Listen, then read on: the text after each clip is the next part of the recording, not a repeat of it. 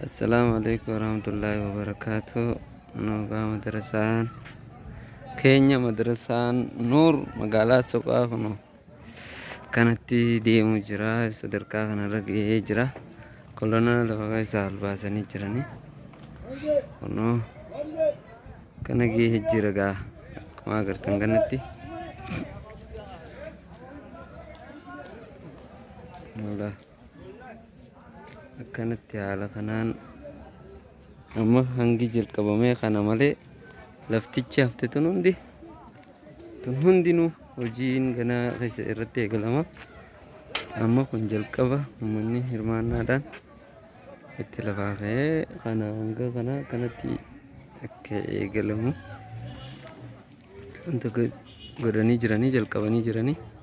Kanaaf uummata kana hamilee yaadaanis waa hundaanuu bira dhaabbadhaa isiniin jennaa. Keessattuu dhalattoonni laga Soqaa waan kanarratti akka ilmaan keenya madarasaa ilmaan dhaloonni magaalaa tanaa dhufanii madarasaa tokko dhabuudhaan turan kana dura.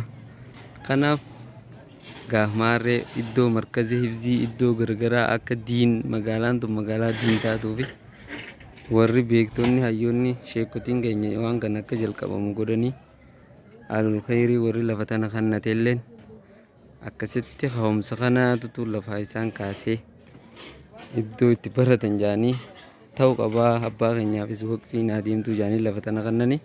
Kanaaf nutis uummanninis hawmiiluma sanii lafaa ka'anii waan danda'aniin kunoo godhaa jiranii. Ammallee sadarkaa kanaan ga'anii jiranii. Kana boodaas itti fufaa.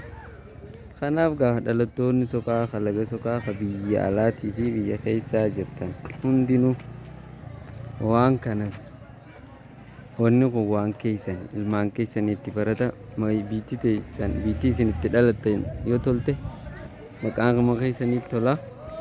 Kanaaf gaa waan dandeessaniin waan rabbiin isiniif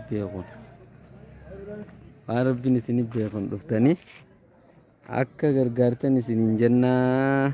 Kanaafuu galatoomaadhaa faaddaadhaa dureenis gargaaraa jirtan ammaas gargaaruun itti fufa. Gargaarsi gaa eega hin dhaabbatu hanga rabbii waan sikkanne kana kannattee waan jalqabame kana xumursiistanii gargaarsi adda dhaabbachuun qabu isiniin jennaa. Kanaafuu jabaadhaadhaa itti fufaa. Rabbiin isinaa milkeessuu warra kanna turas rabbi isinaa godhuu isiniin jenna. Riskii barakaa qabdus rabbi isinii haa kennu. Galatoomaa ulfaadhaa.